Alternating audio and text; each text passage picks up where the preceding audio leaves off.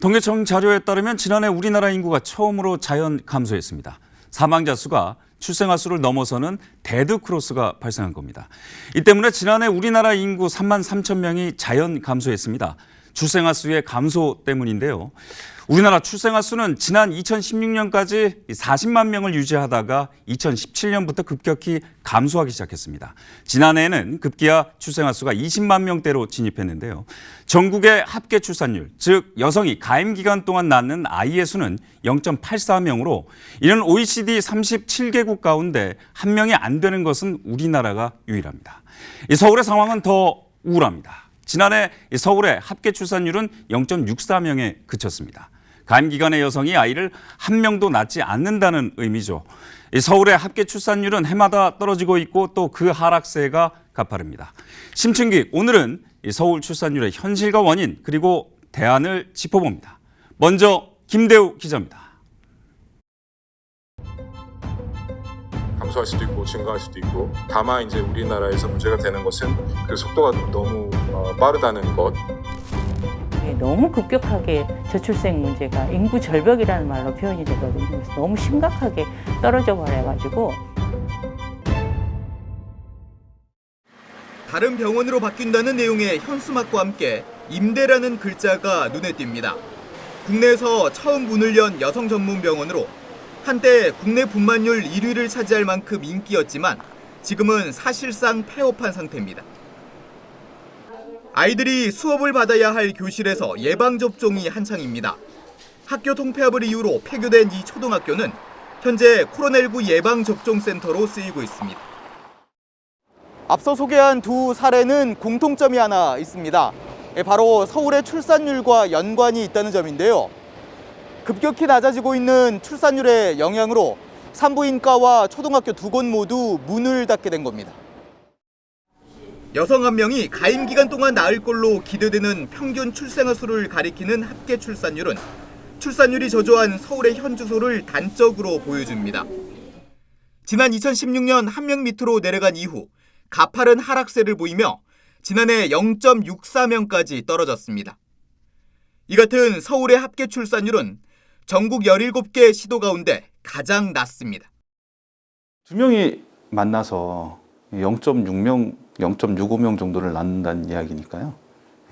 한 세대가 지나면 인구가 3분의 1 정도 준다고 생각하시면 되는데 그 다음 세대는 거기서 또 줄어드니까요.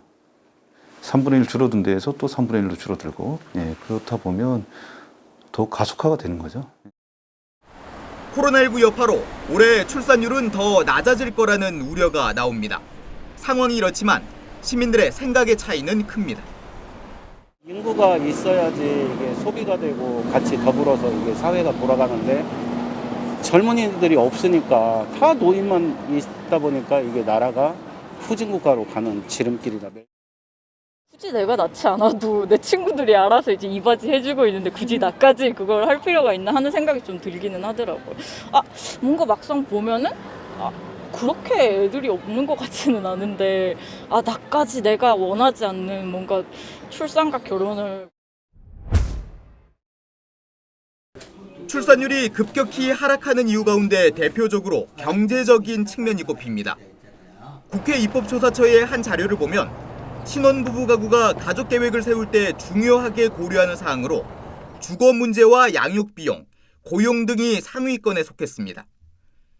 최근 서울시의 조사에서도 희망하는 만큼 자녀를 출산하지 못하는 이유에 대해 응답자들은 경제적 부담을 두 번째로 많이 꼽았습니다.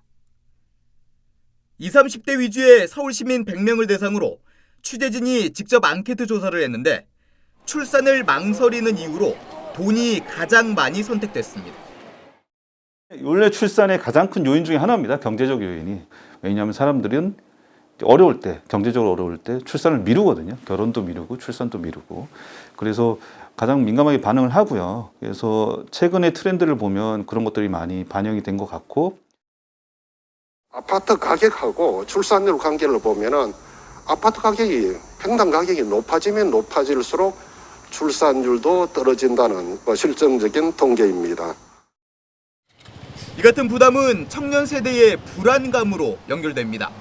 나 혼자 살기도 버거운데 부모님처럼 일을 하며 집을 사고 또 자녀를 낳아 교육시키는 게 현실적으로 어렵다고 판단한다는 겁니다.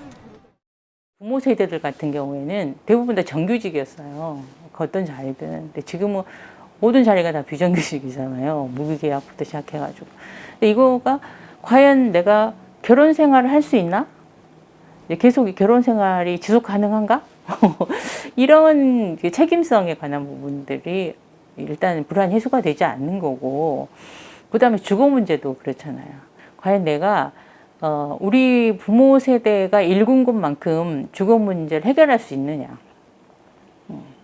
이거에 또 자신이 없는 거죠. 그렇다면 서울의 출산율을 높일 수 있는 방법은 없을까? 한 전문가는 세종시에 주목합니다. 안정적인 일자리 등이 출산율을 높이는 데 기여한다는 분석입니다. 상대적으로 높은 거는 세종시예요. 고용 구조가 안정적인 것이 얼마나 결혼과 출산에 영향을 주는지를 거기서 볼 수 있어요. 세종도 못지않게 어떻게 생각하면 밀집된 도시거든요. 근데 거기는 대부분 이제 공무원들이 많고 또 이제 정규직 일자리들이 많죠. 교육도 사실은 그 안에서도 그렇게 많이 해결되는 측면들이 있고 그러다 보니까 이제 혼인과 출산율이 높아요. 그거를 보면 그냥 너무 어떻게 생각하면 쉬운 결론이죠. 전쟁 등의 재난 때보다 더 심각한 상황이라는 서울의 출산율. 지금이라도 혼인과 출산을 포기하려는 시민들의 목소리에 더 귀를 기울여야 할 때입니다. 최대한 호의적인 환경을 만들어 주면 최소한 더 추가적으로 감소하는 것은 막지 않을까. 바꿔서 얘기하면 이러한 정책들을 노력을 하지 않으면 더욱더 가파르게 내려가겠죠. BTV 뉴스 김대우입니다.